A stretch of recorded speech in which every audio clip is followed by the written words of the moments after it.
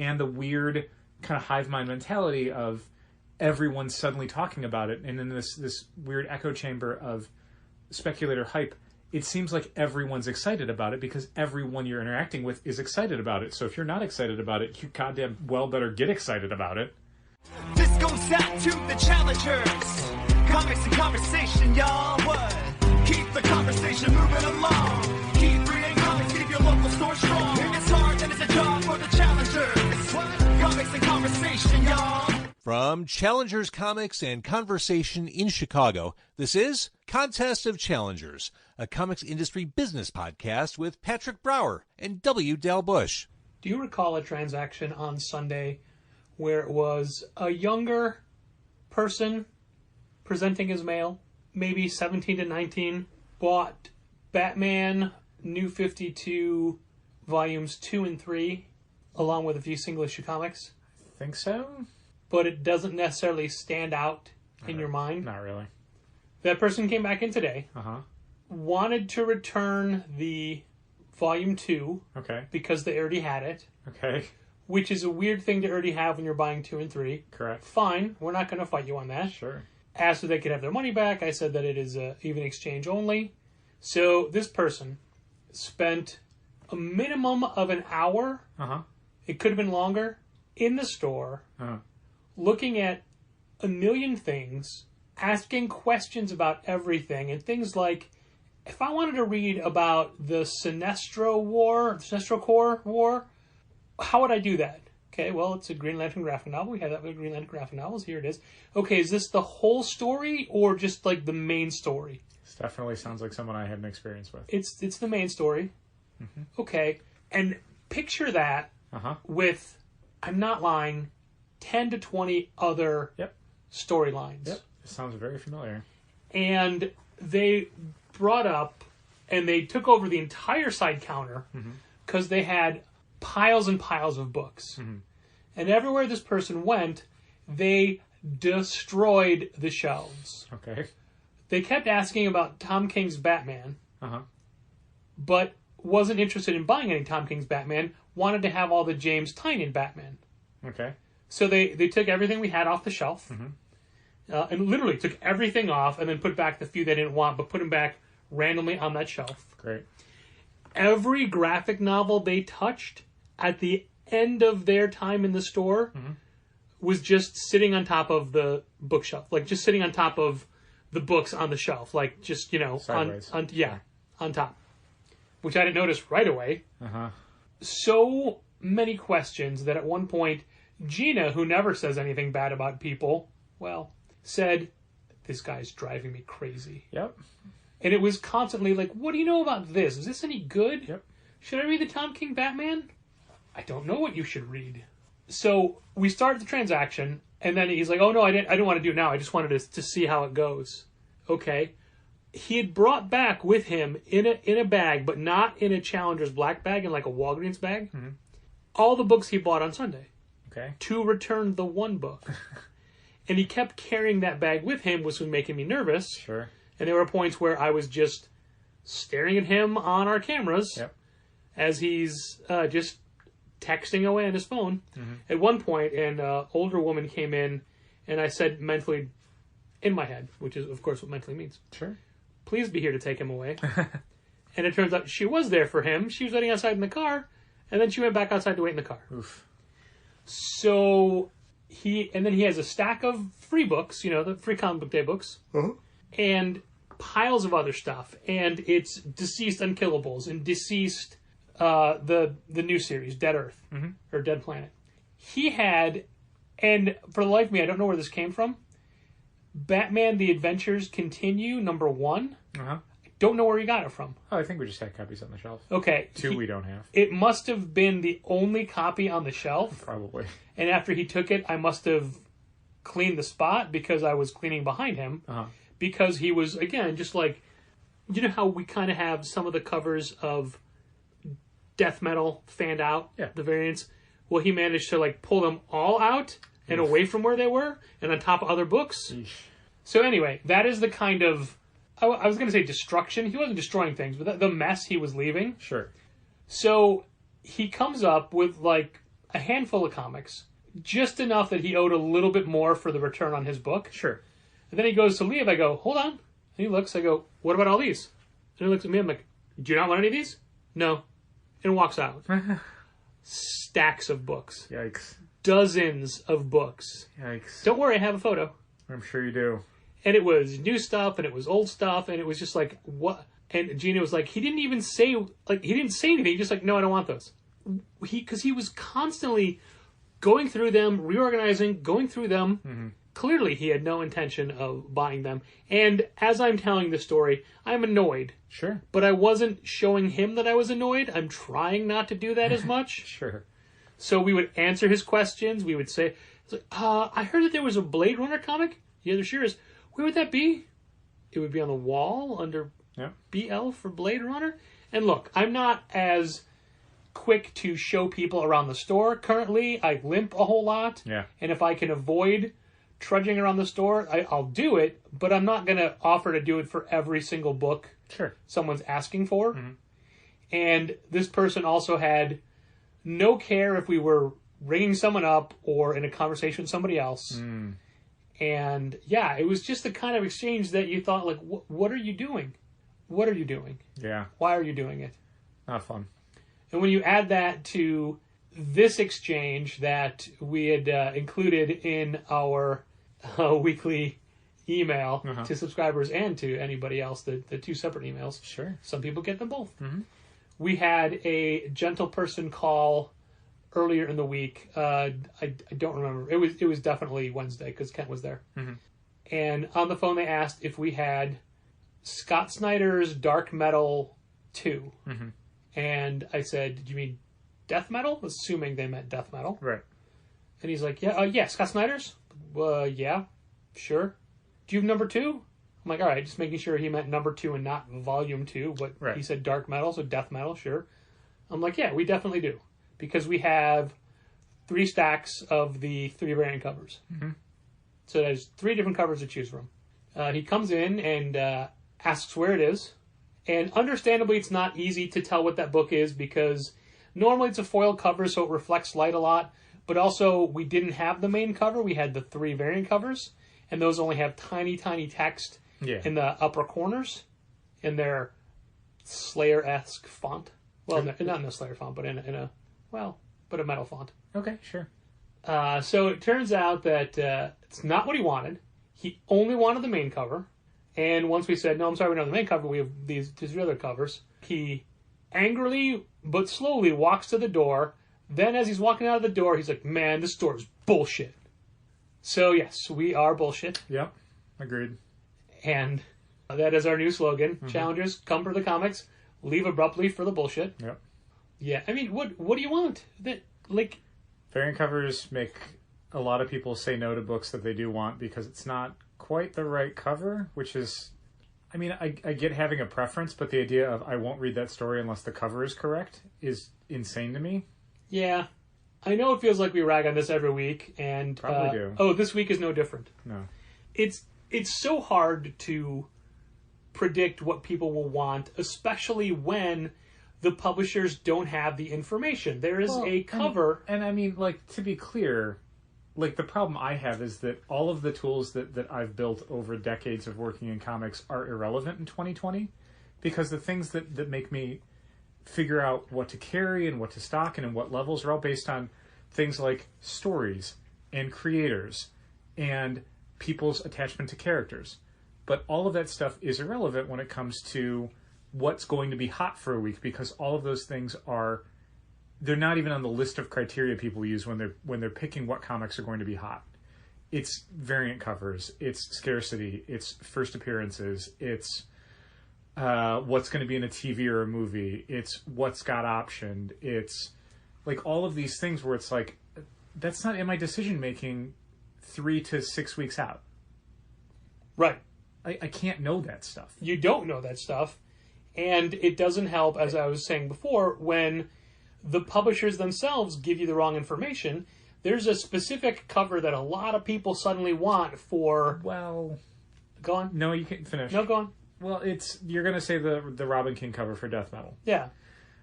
The information isn't correct because the information that we're ordering it from is Diamond, and Diamond doesn't carry DC comic books anymore. So at some point, that would have been corrected by Diamond in the normal process of things like initial orders and FOCs, but that data is not getting sent to Diamond anymore. So as a result, that's why it's incorrect in the system. So where did they get Jerome Pena's name in the first place? It's probably who it was initially listed under, but like a week or two later, probably before FOCs, it was like, oh no. I don't care. Okay. If you give us covers at the time the catalog goes live, which they probably didn't. I mean, I'll be honest. No, I just mean give us give us covers. I don't mean the art. They never give the art in time. I honestly don't know if it was a thing that it could have legitimately been a Diamond error from the start. I don't recall a Jerome Pena cover. I don't remember every cover that was announced for Dark Knight's Death Metal #3, but I remember seeing that Robin King cover well in advance. Okay, well, all I know is David Finch does a cover to each one, it seems. He does, it's true. And he probably will keep doing a cover for each one. But we're not going to do that. We're not going to order a ton of this one variant cover. No, because I mean, a lot of it is... The additional problem for all of this stuff is that there isn't interest 2 months earlier when it's on initial order, or 3 weeks earlier when it's on final order cutoff. It's all happening within the last, 4 days. We didn't have people asking us to make sure they had copies of Dark Knight's Death Metal Legends of the Dark Knights 3 weeks ago. They were asking the 2 or 3 days before the book came out. And the same thing is happening with the variant cover for Death Metal #3, where it's happening, 5 days before the cover comes out. Legends of the Dark Knight fits what I was saying before. The solicitation for that from DC, even just a few weeks ago, was vague. It didn't list any creators, and it just said... But unfortunately, a lot of it doesn't matter because it's not like people are reading solicits and going, oh, I definitely want that, or I definitely don't want that. It is, a lot of it is weird speculator hype that's happening as books are starting to be received by retailers. But specifically, why do people want that book from this week? Robin King. Right. He wasn't mentioned in the solicits. No, and again, my point is it wouldn't have mattered if he was, because that's not what people are basing it on. A lot of this is not people getting a lot of information and then deciding based on that information what they want to read. It's this weird hype that happens 3 to 5 days before the book comes out. I don't know if it's based on YouTubers or people, stores that are getting their books, Monday or earlier, cracking them open and going, oh my God, now that I've actually read it, I'm spoiling this thing that happens in the story, and because you know about it, you're going to want to run to your store and make sure you get a copy.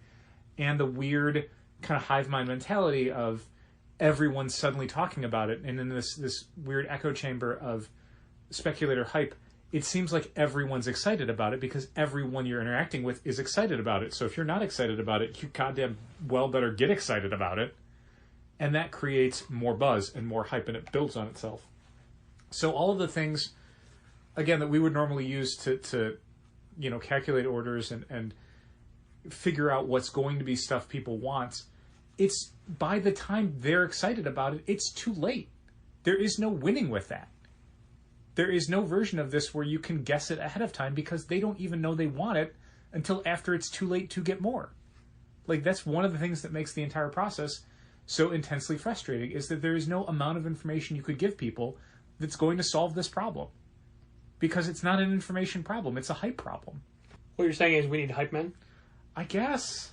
When you were in the store last night, and you were straightening up the new release wall, yes, do you recall if there were any Legends of the Dark Knight? We had one copy left. Okay. How is that possible? Because we only sold 2 on Thursday? Yeah, off the shelf? Right? I mean, that's the arithmetic. Somebody came up with it today, and it blew my mind. I'm like, yeah. What? Where was this? Yeah, there's one left. The new release wall. I'm like, what? Uh-huh. How did that happen? Because Thursdays are slow. Wow, but I mean, it wasn't. Yesterday was fine. It was fine, but it wasn't. It was a fine pandemic Thursday. Sure. It wasn't like a rush of people like we would necessarily have on Wednesday, where we sold, of our shelf copies, we sold probably 80-something%. Just so weird. But I mean, that's how comics work now, unfortunately. So much stuff, not even the hypiest of hype books, but when it's just a regular comic, the majority sell on that first Wednesday. If you don't sell it that Wednesday, you better hope you sell it between Thursday and Sunday, because anything after that, you're probably stuck with it. I don't think we have enough number 3s. Of death metal? Yeah. Scott Snyder's dark metal? Scott Snyder's... Zack Snyder's dark metal. Uh-huh. I don't think we definitely don't have enough Wonder Womans. I feel like I reordered it, but I guess they're not in the initial shipment. Yeah. I mean, that's lunar now. Yeah. If you reorder it, it's 1 to 2 weeks away. Yeah. But at least we've gotten a few bits of restock here and there. It's true. We got Right. House of... The Dreaming. Uh-huh. Waking Hours restock in today. It's like, we don't need this. We may at some point. Yeah. I mean, I thought it was going to be more... again, this is the thing. Like, so much of what's driving this is, like, first appearances. And so DC made a big deal. Like, the first appearance of Ruin is in Dreaming Waking Hours #1. So it's like, well, shit, that's exactly the sort of stuff that's getting people excited because, you know, what if Ruin shows up in the Sandman movie that eventually will probably come out someday? I just don't think the Gaimanverse books have that kind of... And you're right. No one cared. But it's like, I don't... So much of it doesn't seem tied to any sort of logic or rationale. And that makes, as a retailer, falling for it so dangerous. Because, again, it's not like you can puzzle it out. You can guess at some stuff. You can be like, well, you know, Donny Cates is really popular, and, you know, Scott Snyder's dark metal stuff is popular, and the Joker War stuff is popular. So, I mean, you can puzzle stuff out of there. But so much random stuff just pops out of nowhere, where suddenly, like, a Ms. Marvel comic is super popular because Amulet shows up in it. And it's like, what? Or like Miles Morales' baby sister is born and everyone wants it. I know, man, that is so And it's weird. a baby. It's a tiny, tiny baby. But like people are like, first appearance. Like, so again, it's the stuff where Do you remember when we had the first appearance of Miles Morales? Just under 99-cent back issues because nobody cared? Sure. Yeah. So it's stuff like that, I mean... To me, like, Ruins fit the criteria, but then it's like, well, the criteria is irrelevant because that would mean that you can define what's going on. This phenomenon of people getting weirdly, like, speculator crazy on different books. It feels like there are these kind of invisible tastemakers that are just deciding which books are hot, and by saying they're hot, people go buy a ton of them, and then they become hot. So they're right 100% of the time because they're the ones saying it. It doesn't start with, like, organic interest. It starts with a kingmaker just saying, like, this is the hot book. And then it is. So unless you're that kingmaker, there's no guessing what the books are going to be that are going to be hot. So ordering towards that, trying to fill that, you know, demand or interest is impossible for stores. You either guess right or you guess wrong. And it's just guessing. So here's the one time we have the heads up for a book, and I don't know if this is going to be great for us or horribly crash and burn. Great. TMNT Last Ronin. Sure. Yeah, that one that I feel that's different. That's something on the level of, like, when we were ordering, you know, the original series of Metal or Saga, where, like, there was interest in it, but that wasn't hype. That was interest. That was people like, I'm so desperate to read this story. Like, we got people signing up for the subscription service specifically to get that book. Not because, you know, they heard it was hot or because it's going for X amount online, but because they're legitimately excited about the story. So I think that's different. Like, that's one that we're going to order a lot of because I think there's a lot of organic interest. I think there's people that don't even read Turtles comics, that don't read, you know, Sophie Campbell's Turtles Ongoing, that would love to read Last Ronin because it's, you know, they're Turtles fans in the sense of, like, they have a fondness for the property and its nostalgia, and this is completely keyed towards that. The one big, I was going to say huge, but the one big drawback for that book is its size. Do you mean is it like a Black Label size? Or like page count? I mean, like Black Label, but not Black Label size. It is going to be infuriating. Is it Golden Age size? Oh, no. It's its own size. Cool. It doesn't exist. Can you help me envision that? Yeah. Think of a Black Label size book. Okay. But instead of being 11 inches tall, it's 11 and a half. Okay. So it's a slightly taller magazine size book? I think so. It's just not going to fit into things well. It'll stick well up over the board in a magazine so board. it's basically like the ratio of height to width is like a regular-ish comic book, just bigger on both axes. Yeah. Okay. All right, that's I interesting. don't know if it'll fit in a magazine bag. I mean, Can you imagine how disappointed people will be if we don't have, like, oh, do you want a treasury bag for this? That might just be what we have to tell them. Is like, Yeah. look, I mean, I'm sure it's going to be like bookshelf formatted, and it'll probably have like a spine. A or spine, something. yeah. I So believe it'll it'll just be be like, prestige. look, it's supposed to be like a graphic novel. You are not supposed to bag it and put it in a box. It won't fit in a regular box, probably. It might not even fit in a magazine box. I don't know. Our turtle numbers they go up and down, they roller coaster over the Yeah. years, but they're always between like 8 and 12. Yeah. Lately they've been around 15 or so. Mm-hmm. But our last Ronin numbers will be exponentially higher than that. Yeah. Like, not like, oh, like we'll double that. No, way higher than that. Yeah, I mean, in my head, I'm thinking like depending on pre-order numbers, like 50 to 60. Yeah. Is sort of what I'm thinking. Maybe higher. Again, there just seems like there's a lot of real, again, organic demand. People who are excited to read the story, and it's like, if I don't like ordering more copies of something because I think it's going to be like a hot book. Right. Because again, when we've tried to play into that, we get burned, and we get burned putting money into something that we don't believe in, which is like getting burned twice as bad. But I don't mind ordering a ton of copies when I think people are excited about a story. If I'm wrong then I'm wrong, and whatever. But I would rather make copies available for that audience and risk having extra than make copies available for a speculator audience and risk having extra. How many is Last Ronin? How many issues? 5, I think. Okay. That's fine. Yeah. I would hate to go that deep for 3 issues. Sure. No, that's fair. And speaking of numbers, and this is a thing that we need to discuss before FOCs, Okay. Detective Comics number 1027. 27. Hey, DC showed off the first of 5 variant covers this week. Well, the first 5, not the first of 5. That's true. The first 5 of, I think, 10? Yeah. They're doing decade covers again. Kind of, but this time it's Batman team-up covers. So, like, one cover is Batman and Damian Wayne, and the other cover is Batman and Batwoman, next cover is Batman and Batgirl, and so on and so Well, forth. here is what I was ordering for all those. The Olivier Coipel cover looks so good. Here is what I was ordering for those. Okay. 0. Yeah. I mean, the last few times that we've tried to do, like, the decade covers, where it's like, we'll get X amount of the regular cover, and then, 3 to 6 of the variants. I mean, thank goodness that, like, the Catwoman and Green Lantern ones were ordered under the COVID return umbrella. Yeah. Because, man, oh man.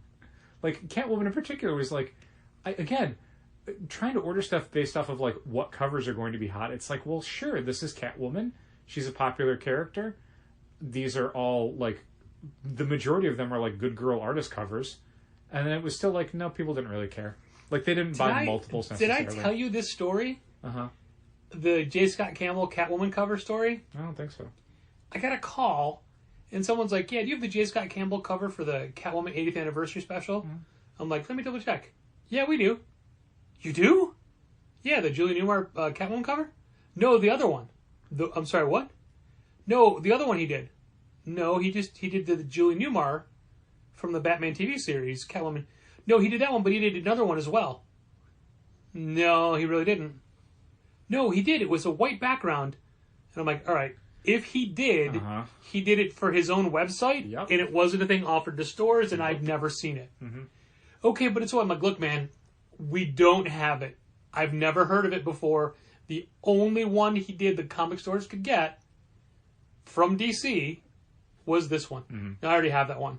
Great. All right. And I got so excited. I'm like, yeah, we have this. This is one of the few we have left. Again, it's not the right variant cover, Right. so it Yeah. might as well throw it in the garbage. Yeah, I've noticed, like, 1027 is a landmark only in their mind. Yeah, I mean, it's frustrating because, again, DC hit upon something with Action 1000 and is now running it into the ground where every single month there has to be a $10 book with, like, 12 covers. And it's frustrating to me because they announced Detective 1027, and it's like, well, Jesus Christ, you just did this 2 years ago with Detective 1000. Yeah. Now you're doing it again with Detective 1027 because instead of the 1000th issue of Detective, it's the 1000th appearance of Batman in Detective. Whatever. And then the next month is Batman 100, where it's like an oversized Batman comic with a bunch of variants. And it's like, Jesus Christ. Like, it could not feel less special. Despite that, it's a great, like roster of talent for Detective 1027. I mean, most of the people that you'd want to see work on a Batman story in 2020 are working on a Batman story in Detective 1027. Including Warren some... Oh. Yeah, not this time. Cameron? No. But there's sincerely a bunch of really good creators, and I think it's going to be a very fun comic. I'm looking forward to reading it.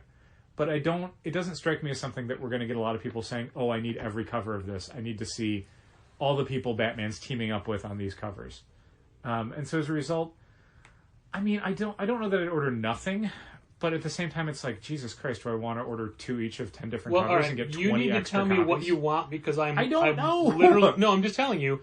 I've ordered 0 and I have no sure. I don't plans to change it. I don't know, man. I genuinely don't know, and I don't expect my mind to change anytime soon. I don't know. If you're looking for a number, you're not going to get it from me. All right. Well, I'm just telling you, I was Sure. not going to change it. Sounds good. And what kills me about this is that it's like we're going to find out the final covers like maybe 5 days before FOC, which means we'll have to, if we even want to, cobble together all of the 10 images, put them in an email, and send them out to everyone who gets Batman to go, hey, if you're going to want these variants, you got to tell us right now. Which means those people will only have a few days to figure out how many $10 Batman variants they want. Which sucks. Well, let me tell you something that the other company is doing along those lines that will make you equally as happy. Cool. Marvel has put out an official Alex Ross Timeless Covers checklist. Okay. And there's 14 covers in August and 14 covers in September. And at the bottom of the list, and more coming soon. So a checklist in name only. 2/3 of a checklist. And or however many months they feel like doing this I for. literally, like, it was posted. Which is 100% the reason why when someone said, can you sign me up for every Alex Ross Timeless cover? I said, no, because I don't know what they all are. Right? It's one thing to say, like, sign me up for all of Ten of Swords. Sure, here's the checklist. I can do that. Even for months that we don't know, like, we haven't done that order yet, I know what's coming out those months. This, it's like, just check every month in case there's another Timeless variant. No, I'm not doing that. So it was posted, and I commented, which is rare, because I don't usually comment on forums so much, but I said, these covers look great, they're going to do well. I really dislike incomplete checklists. I just can't believe, like, for DC's Detective 1027 thing, like, how is it that it takes Did you this not know long this was coming? for the Did you not images know you were going to get to issue number 1027? to be relevant to people? Just the idea of, I understand. You're not selling those covers to us. You have to sell those to your audience. Well, so, I mean, I know it's tough to unify communications across all channels. DC has not done a lot to do that. So I understand that it might be difficult for them to understand this, but when you give us this information, the final images for variant covers, days before the final orders need to be closed, that gives us virtually no time to make those covers available to our consumers to figure out how many we should order. So we're not gonna. So we're probably not going to, because that means we have to rush and they have to rush, and it's just stressful for everyone. I'd almost rather just opt out of the entire process. I don't understand, for the life of me, why that information was not available on initial order. Why, when you're doing posters of Detective Comics 1027 and a checklist of everything coming out for the month, why those covers are not in those posters? How are people supposed to know about this? Like, why would you not give us the tools to sell your comics better? Now, I've said before that the only way that most people get any information is when they see it on comic shelves. So maybe DC feels like they don't have to do anything to promote this, which I would say is laughable and makes me wonder why they got rid of Diamond then. But at the same time, I'm not sticking my neck out on a bunch of $10 variants. Like, it's one thing to ask me to figure out what I think people are going to want to buy in 3 weeks when it's a $4 comic book or $7 comic book. But when you're asking me to order how many of 10 different covers at $10 a piece, I need pre-orders to make that reasonable. I need people to tell me I want a set of those, or I want 2 sets of those, or I want these 4 covers. Or else I'm going to feel like, well, what if nobody wants them? Because currently nobody does. It's so dumb. One of the reasons no one wants it is because they don't know that it exists, per se, because... It would be like if they just asked us, what do you want to order for Batman 102? Who's working on it? I don't know. What's the cover look like? I don't know. What's the story about? Doesn't matter. Batman 102, how many do you want? Like, I mean, I'm just going to guess a number, and it's probably going to be low, because what if it's, what if it's not a James Tynion issue? What if it's not, like, what if it's a total fill-in, Like, you got to give me some information, or I'm not going to order this. Since it's variant covers, literally the only thing you have to do is show me an image. it doesn't have to have trade dress on it, but you can't just say, like, this cover by this person. You got to show me an image. That's the only thing people are buying it off of. What if they tell you... It's a binary thing, 1 or 0. That's it. That's not... You just said that's the only thing people are buying it off of. No, they're buying it off of if the brand new Clown Puncher is debuting in that episode, in that issue. Yeah. What if? You don't know that. Well, I mean, for variant covers. I mean, for the comic, sure. If there is a story in there that introduces Punchline Jr. or whatever. Remember when Artgerm was the guy? I do. That was weird. People don't care about Artgerm anymore. Not so much. They moved on. I mean, they don't not care, but they don't care as much. Remember how briefly everyone's like, oh my god, Peach Momoko is the best. Yeah, then buy that Crow comic. They didn't. Yeah, it's weird. I don't... the variant cover thing has always been so mystifying to me because there's covers where I'll look at it and go, oh, that looks cool. No one cares. Like, it's so subjective. Like, my taste in comic art is not the majority ones. Like, the variant cover I am legitimately excited about to the degree where I'm like, do I want to buy all of these? Is the Zeb Wells Guru Hero Heroes at Home variants. Don't buy those. I'm not going to because I'll just download the images. Like, we that's all weren't they're even good going to order for. them. But I love Guru Hero, and they're my Sure. They're like in my top 3 favorite artists. I think those covers Do you know are very you fun. actually like one of them way better than the other? I do? Which one? Well, one does the line art, one does the color. But that's what makes it work together. But you could live without the color. I don't know that I could. I like the colors on Guru Hero stuff. Yeah, but you could live without it. Yeah, but like if a completely different colorist worked over it, I'd feel like this is not as good looking to me. Like it would be worse. And it could be worse to a level that I'd be like, I don't like this art. Absolutely, it could be. I think colorists are undervalued in the industry. Like, I was looking at... Just to call something out, Boom sent out an email with a Jenny Frison variant for Something Is Killing the Children. And they're doing a sketch variant. Yeah. Because Jenny will do sketches and then she'll do, her painting over it. There are 4 stages to every Jenny Frison piece. Yeah. And you know that because we had a Jenny Frison art show. And I've seen them, and they're great. So it's Jenny's line art, and then the painting is the variant, and the line art is the sketch variant. And her colors bring so much to the table. Like, the line art is good. It's a good image. But then the color choices she picks on what to kind of... Like, what the palette should be are just really interesting. And it makes the whole image pop more. So it's a thing where, like, if somebody else had colored it, like, if you'd given that to, like, Dave Stewart or Laura Allred or somebody, like, it would look fine, but they would come at it completely differently than she did. Now I kind of want to see that. It's in the Blue Emo that got sent out this week. A local Chicago art collector, comic art collector, Ron Sonnenthal, got a Ron Garney Wolverine cover. It was Wolverine and Mystique. Okay. And it was all pencils, because, Sure. Ron Garney is mainly a pencil guy now. Mm-hmm. And... he gave it to me to scan, and he then hired a whole bunch of inkers to ink their version. That's cool. So he has like a dozen versions of this, all inked by different people. That's cool. I even did one. Sure. I was working on it back at the old Drink and Draw days. Yeah. It was fun doing a full professional piece in a bar. Nice. Do you want to talk about the fun you had with the Three Jokers variant cover phone call? Oh, yeah. I mean, that's mostly on me. I lost my patience on it. Somebody was calling up asking for a specific Jokers, Batman 3 Jokers variant. So each Batman 3 Jokers cover is just a face shot of Batman and the Joker, but so many different iterations of the Joker. And on top of that, like, I have honestly lost track of how many variants there are. Off the top of my head, I don't know, because there was, like, the variants that you can get through comic shops. Then there was the premiere variants. I think that's what they're called. Yeah. Which are the 3 different variants for each of the 3 issues. So 9 premiere variants overall. And they're just face shots of the Joker. And then there's incentive variants for each of those. I think 25s and 50s and 500s and I don't know what else. And that's on top of whatever store exclusive variants are going to be floating out there. So somebody called up and they were asking to reserve a specific cover.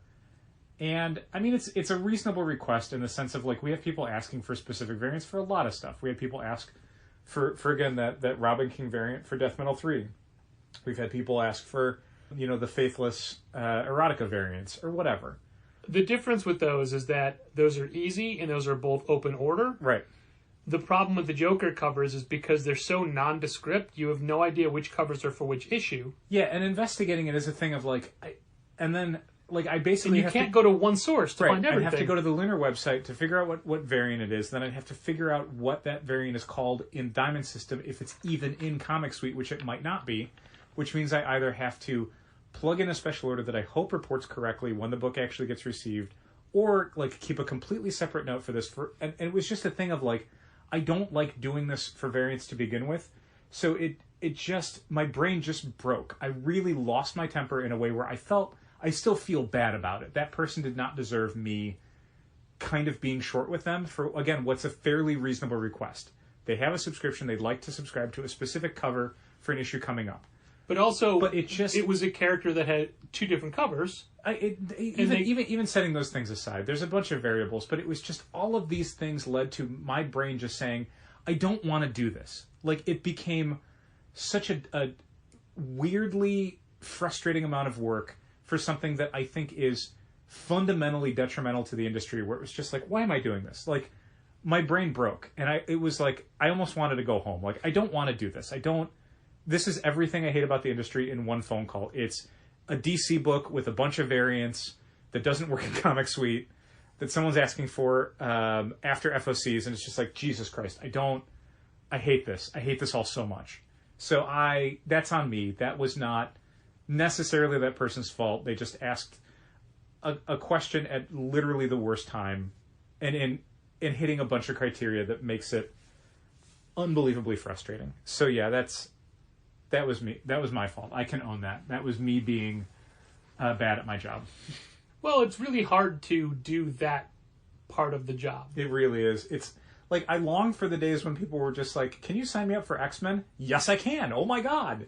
Like, everything now is some weird, like, subsection of a subsection of a variable where it's just like, Jesus Christ. Like, it's so hard to thread the needle on that, you know? Like, it's making sure everyone's getting exactly the right cover for exactly the right issues is just, oh my God. Like, I'm reaching a point where I almost want us to go back to no, we just get one cover, that's it, the end.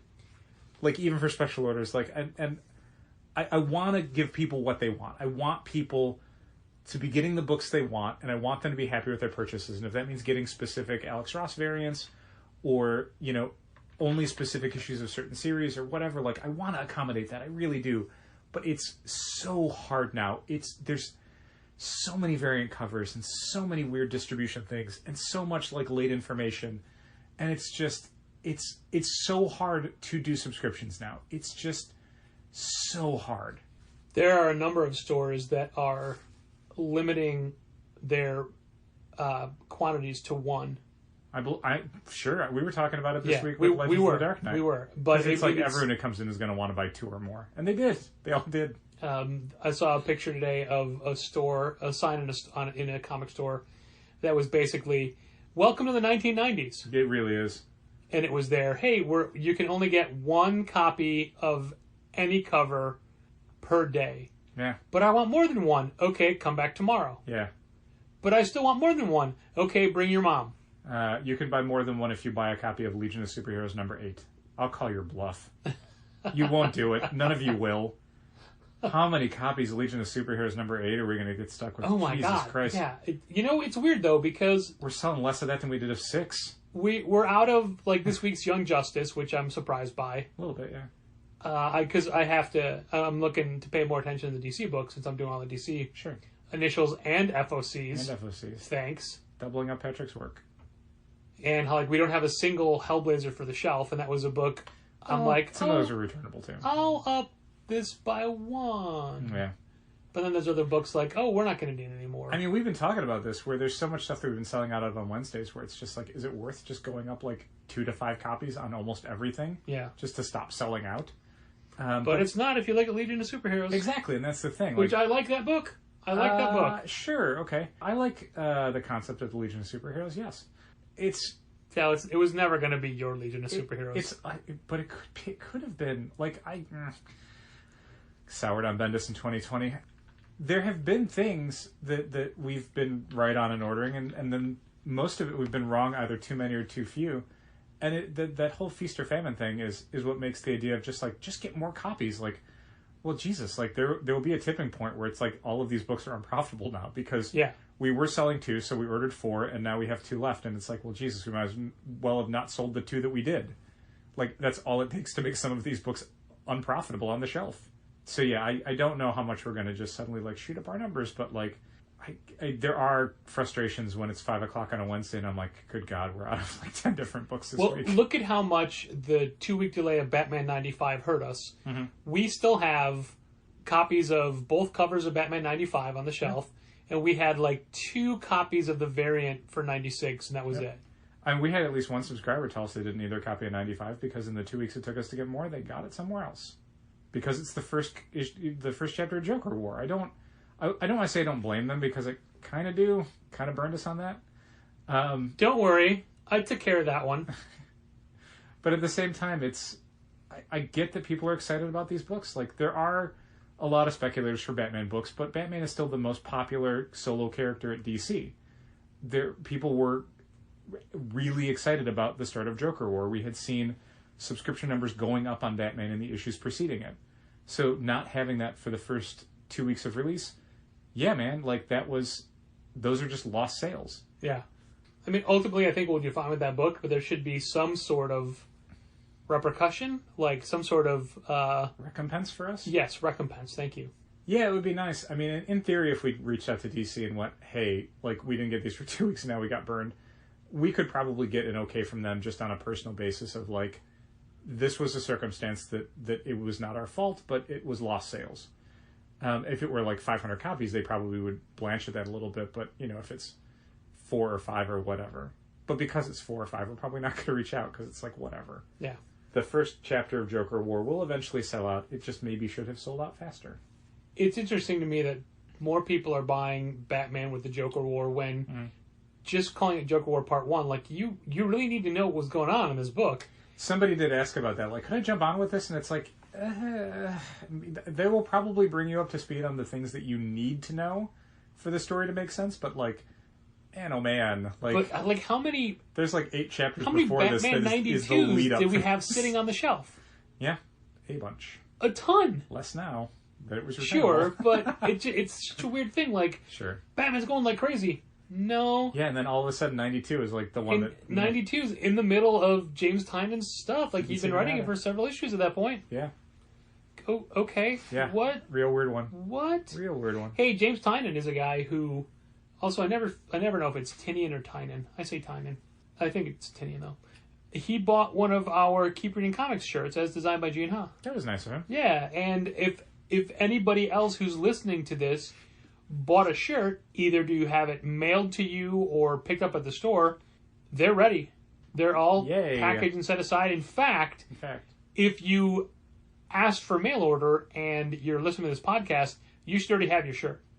You should have gotten it ready. These were mailed out earlier this week. We've started seeing them pop up on people's social media pages. Here's a weird thing, though. We've only gotten 3 confirmations of people that got the shirt, and one of them in New York City had to pay extra. The post person asked them for an extra $2.20 for the shirt. Now, these shirts were all weighed on our postal scale, and postage was printed out from our Stamps.com account. I don't know why this person had to pay extra. And here's the weirdest part. $2.20 wouldn't, like, even if I did something wrong, $2.20 is not what it would, like, an extra $2.20 is not what it would have cost. $2.20 was not the next step up from what you paid. Yeah. That's, like, double. I wonder if this was just either a post person doing a scam or what have you. Yeah, I don't know. I mean, certainly, like, I hope we don't hear more of this, but if we hear more of this, we'll start to understand what the problem is. Yeah. We did refund that person $2.20 via PayPal, and I told you that I wasn't going to mention it to people because I didn't want everybody saying, hey, I had to pay extra for mine as well, but I don't think people are going to do that for $2. Probably not. Just such a weird occurrence. But yeah, you should have already gotten your shirt in the mail. If you haven't, maybe the next day or so, who knows? But I heard from both Brad Rooks and James Lucas Jones from Oni. We're just dropping names this week. That they've gotten theirs. Nice. And Oni is, in their own way, reciprocating, which is entirely unnecessary. So yeah, basically, if you have a shirt to be picked up, come in and give us your name. It is like there's 2 long boxes we have full of shirts. Mm-hmm. One is club members, one is not club members. Okay. We didn't want to file the club members in because it is over a long box where the shirts, and there's too much room. Plus, like, I got to be honest with you, as someone who's constantly working with the subscriber boxes, like, I don't like when T-shirts are in there because it's a floppy thing that gets in the way and it can hurt it can bend the books. Yeah. Donovan needs to come pick up a shirt because that thing's been in the way for a while. So we can just put that in the T-shirt box. I think we will. didn't, though, put notes in everybody's... So they got to tell us? Yeah. That's fine. I mean, we can, but today was, again, such a... But they're labeled, right? Like, in the box? Yes. Okay. That's fine, then. Each envelope says, we can maybe it'll then say... at a certain point, like after a week or two, we can maybe make notes for who's ever left and whatever. Like it'll say, Luke Smarto. Great. Size in C for club. Okay. Sounds good. And again, like I had a huge list of tasks and we got through a third of the list. Mm-hmm. It's just insane how much everything takes so much extra time. Sure. But like the story I started this podcast with, that guy took up a lot of time. I'm sure. And that is time where I'm not doing anything else. Yeah, and we talked about this before, but the abbreviated hours that we have, because basically walk-in traffic drops off at about 3:30 every day of the week, means that we don't have that 5 to 7 block of time to do special projects, to work on other things like that. We have 2 hours less each weekday to get things done, mostly. And I'm sure there's people listening that'll say, well, you keep complaining about that. If that's the case, stay up until 7.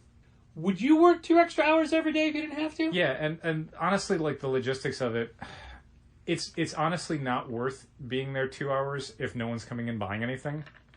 Like, it's one thing to get work done, but a lot of these are like special projects where it's like, okay, it took me 2 days instead of 1 day. Well, it still got done. Yeah. I'd rather not essentially work for free, which is what's happening if I'm at the store and there's no customers coming in. Like, it's one thing on occasion to kind of pop in and do a little, time critical work or get ahead on projects, but like essentially doing that on a daily basis is like, it's not fair to us, kind of. I also started something else. Since we are so lacking in cardboard flats, by the way, Kent was going to throw away 6 of them. Oh, I saved them. Cool. I saved them. Thank you. I took the box that had the flats and I merged it with the box of all the extra packing catalogs. Okay. So that box of packing catalogs is out of the way. Okay. Because now that spot is a second hold box. Okay. That one has a blue label on the front. For Shopify? Yeah, that is literally for pickup orders. Because there are people who have bought things I gotta email in them. June I keep meaning to. and never have come to pick That's them been up. something I've wanted to do, and I don't know when I'm going to do it because Sunday's pretty much all spoken for. Maybe Monday. Right. I do want to go through that and email those people to say, hey, you can come pick this up anytime. You've paid for it. It's just sitting here. Yeah. Yeah. So the bottom shelf hold box is just pickup orders, cool. Not. Somebody came in and said, "Yeah, I'm here to pick up a book." I'm like, "Okay, did you buy it online or did you guys just called me that it's in? Okay, great. We know where that is. Yes, thank you." But it's just like, oh, there's 2 hold boxes. There's 2 boxes of T-shirts. Which boxes? There's 2 like so many spatial things. Yeah. Also, there's so many steps. It's like a chess game. Mm-hmm. But one of my upcoming bigger projects, which will take a lot of time and it's not pressing, is to redo the back issue boxes. Yeah. Once those are started, and we get like the extra, like we have the 40 empty boxes that we need for the other storage, then we can move things out of the back room, and then we can put all the packing supplies back in the back room because they don't need to just be sitting under there. Nope. It's like, where do the T-shirts? We can put this back. No, because all that stuff is there. Oh, that can be. Yeah. There's a bunch of like things where once we get a little bit of space, we're gonna fill it up again. Well, no, I was gonna say like everything can move to where it needs to go. Yeah. Like we're just in that thing of like, if once A gets done, then B, C, D, E, and F can happen very quickly. We just need A to be done to get the process moving. And I'm knocking out 1 to 2 boxes out of the shared hallway every week. Great. I got rid of another one today. Cool. You can't tell. No. You cannot tell. I can tell. I actually can tell. Thank you for doing that. Yeah, I mean, I don't. there's some stuff that's going to be like, oh, I guess we'll take another trip to the storage locker and cram all this stuff in there. Yeah, that's going to happen. I figured it would happen, once we have a better idea of where everything else goes. But there's definitely stuff where it's like, we just don't need this. We just don't need this in the story. Hey, this great Captain America clock, that was our clock at Blue. Mm-hmm. Where does it go? Yeah. We don't need it in red. No. It would just take up space, but I don't want to get rid of it. Mm-hmm. We can't put it out for sale because it's used and dusty. Yeah. But it's a good-looking clock. It is, it's true. Little things like that, Sure. I hear you. Everything has a place, but that place may have something else in it. Mm-hmm. And it may not be that place for long. Okay. Something that I have started to do this week that I don't think we do enough of is I don't think we promote books enough. Like this week coming out is a great younger readers book, Lois Lane and the Friendship Challenge. Yeah. And Grace Ellis from Lumberjanes. Yeah, and Brittany Williams. Brittany Williams from Patsy Walker Hellcat and from Goldie Vance. And Grace Ellis, as Dal said, the co-creator of the Lumberjanes. And Moonstruck. And a longtime editor over at Boom Studios. That's a book we get a bunch of copies of, and we don't really have anybody. We have one person down for it, one club member down for it. And it's like, all right, well, let's promote this book. Let's put it up there and talk about it some more. Yeah, I definitely think it's going to be a good one. It's, I mean, certainly, Grace Ellis has the bona fides to do a younger reader's book. And I think Brittany Williams' art style is very fun. I was a huge fan of Hellcat. And, I mean, Goldie Vance, this feels like a lateral move from what she was doing with Goldie Vance as far as, like, let's just do, like, a younger kid's mystery book. She also has a Betty and Veronica book coming out. Yeah, that's right. Yeah. There's a bunch of, like, younger readers stuff that Archie's got coming out. Jay Bone's doing a Betty and Josie book, I think. Yeah, but it's written by Sarah Kuhn. Yeah, that's Sarah right. Kuhn. Sarah Kuhn. Yeah. But my point is, like, all right, we don't have a lot of people down for it. We're getting a bunch because we think it's going to be good. So I made a Facebook post. I'm like, here's the cover, here's a synopsis. Bunch of likes, nobody added it. Fine. Did the same thing with Seven Secrets. Yeah. Tom King's creator-owned book that comes out next week. Yep. Made the post, here's a synopsis. Not a great cover for the first issue, but it's at its point, it was the highest ordered Boom #1. Mm-hmm. It isn't anymore, but it was. Yeah. And we have a lot of faith in it. So yeah, I liked the first issue. I thought it was pretty fun. It's a very fun action book. I mean, for all of the weird world building in it, like it's legitimately. I find the art incredibly dynamic, and there's some really great like fighting and chase sequences in it. So if you're someone who's liked, Suicide Squad and stuff like that from Tom Taylor, Suicide Squad is so good. I think you'll find a lot to enjoy in Seven Secrets, as far as like its mix of different character types and again kind of a focus on the kind of kinetic action sequences. Yeah, I like Seven Secrets. I thought it was really fun. So again, I put up the first cover, big synopsis, bunch of likes. No one added it. Right. But I also called it out in the newsletter, so we got... I will say this. There's probably some people that have been adding it through Pullbox. Okay. I have noticed a few people like giving Seven Secrets a chance. Well, I couldn't really tell with today's Pullbox because for some reason... I was about to fix that when we started recording. For some reason, this morning, after Dal had checked it, and then when I went to check it, it had literally hundreds of new ads. Yeah, for some reason. And I didn't say anything to the people at Diamond because I don't know if it's a one-time error or something that... If it happens again, I'll definitely notify them. But for some reason, Pullbox kicked back as an added to be posted everyone's subscriptions and tons of special orders, including for stuff they've already purchased. So that's the thing that I have to figure out. Like, we tested it, and the subscription thing shouldn't make a difference. Yeah. It took about 10 minutes to cycle through it. Yeah. Oh, you did those already? Yeah. Okay, I didn't know if you had or not. You told me to by the end of... You said toward the end of the day. I said I was probably going to do it. No, you said you were going to do the special orders. I was going to do both, is what I meant. Okay. Well, you specifically told me to do it, so I did it. Well, I phrased it in a way where I was trying to say that I would do it later this evening, but it probably came out in a way where it sounded like I was saying, do it before you leave. Because since it would take 10 minutes to do, I didn't want to lock up your system when you were doing, like, ringing up or whatever. And it's all fine, but you specifically said... I didn't mean to say it do that it way. later in the day. What I meant to say was, and I probably mumbled it and was on the phone it's fine. and You didn't don't- make it clear. I meant to say I will do it later in the day. Were you wearing a mask too? I basically was just out of bed, so it probably wasn't making the most sense. But I did not touch the special orders. That's fine. I was just on the system, and there were still 130 to be posted special orders, so I figured you hadn't. But going back to book call-outs, I wanted to mention another book that is not available through Diamond, and it's not available through Pullbox as a result.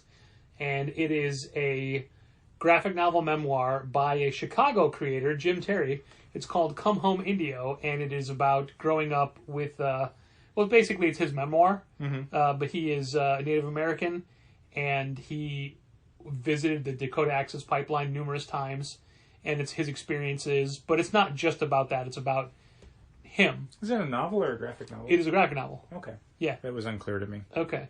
It is a graphic novel, and I don't know if it's in color, but it is a graphic novel. Okay, that's cool. And I put a pitch for it on the Challenger subscribers Facebook group, and got like 5 or 6 people to add it. Okay.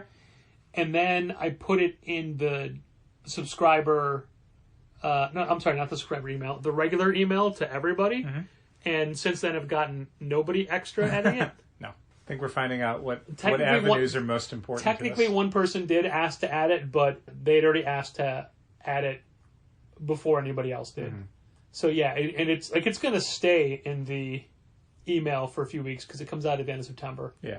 But I haven't I haven't gotten a preview, but I've talked to people who've read it and they love it. So I hope that it. In fact, I had somebody ask to pre-order it who read the preview. And I'm like, you just read it. I'm like, yeah, but I don't have it. That's awesome. Okay, Joe, you can have it. That's fine. So that's a kind of book that I want to call attention to because otherwise you may just see it on the shelf and pass over it. You will never have seen it on comic sites. Yeah, it won't be because it's previews. coming from a very small book publisher. So yeah, Come Home Indio by Jim Terry. Yeah. That is another book that we will rally behind. And Sure. When the world was calmer, I talked to Jim about doing an event for it, and he was very excited to do it. But now it's like, no, we're not gonna. And you know, it's funny. There was a well respected creator in the store a few weeks ago on a Tuesday, and we're just chatting with them, and they have a book coming out. Like it's going to be a collection of their work that'll be huge for Christmas. I'm like, oh man, we should totally do something for this. And forgetting like, oh no, we're not doing any events for Christmas. Nope. And Not in I 2020. didn't mean to put them on the spot because even if they said, yeah, we can, I would have to say, no, we're not doing it. Yeah, we're definitely not. I mean, we say not in 2020, but I mean, it'll be a while. Yeah, I'm not speaking for 2021 yet, but definitely not in 2020. Yeah. It's fun talking to teachers about what's happening, teachers and parents for the school year. And everybody is split. Like there's people that like understand the need for remote learning, but also understand the hassles it creates for them. I mean, it's... Especially if you're 2 working parents. Yeah, there's a lot of instances where, you know, just staying home for the kid is maybe not a great solution. Like, certainly there's a lot of kids with learning disabilities that find, you know, remote learning to be enormously difficult, if not completely insurmountable. And that's a super sad thing. There's, you know, the thing of just like, oh, they'll just go on their laptop or go on their tablet. Like some kids don't have that, or they don't have multiples of those in a household. Well, Yeah, that's the problem with multiples. Like, what if you have 3 kids that are all in 3 close different enough in classes. age in the same school, so they have to remote learn at the same time, but they have to be in completely different parts of the house to be able to hear. Yeah, it's... I wonder how often, as a teacher is teaching remotely, they hear on the other end, "Be quiet! I can't hear my teacher." Probably more than once. I would be a terrible remote learner. I personally, for most lectures when I was in school, all the way through college, like I got my head down, I'm taking notes, but I'm also doodling and not actively looking. I'm a passive listener. Even this podcast, I'm really looking at you when you're talking. Rightly so. I'm over here in my notebook, Yep. doing stuff. I'm paying attention in my own way, but I'm not looking at you. And if I'm, like, I'd be terrible working from home because I'm at my desk in my comfortable chair with all of my toys around me. I would constantly be fighting. I've been pretty good about working from home the times that I've had to do, like, computer work. Yeah, like, because I specifically, I'll shower and dress, and I'll give myself, I'm going to work from this time until this time. And I might take more breaks. I don't mean that. I mean, like, Zoom meetings and when you're interacting with somebody else. Okay, sure. But they don't necessarily see you. For example, if I'm ever doing a podcast with somebody online and it's only audio, there are action figures in my hands. Sure. 100%. Yeah. Unless it's off panel and I'm at the store and I'm walking around the store. Sure. Then I'm walking around the store. Right. Sometimes to look at the shelf to be able to answer a question. Mostly to stop me from not paying attention. True story. I always fall asleep in the dentist chair during violent and horrific procedures.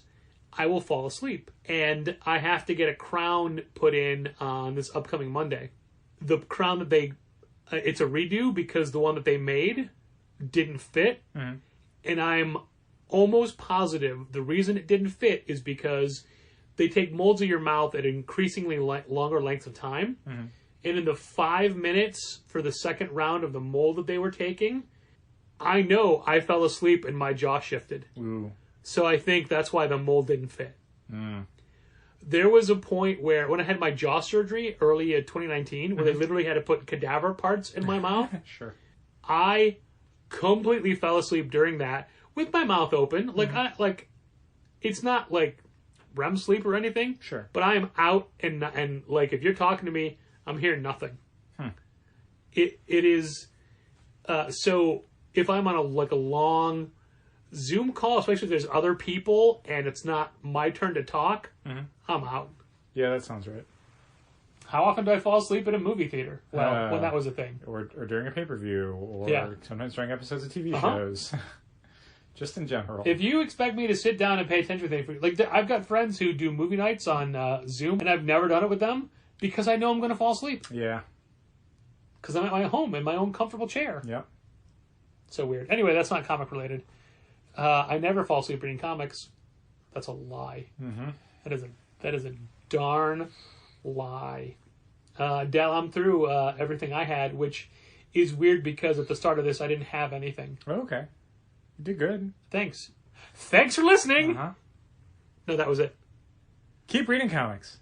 Thanks for listening. This has been Contest of Challengers. Thanks for listening. Keep reading comics. Challengers is located at 1845 Northwestern Avenue in the Bucktown neighborhood of Chicago. 773-278-0155.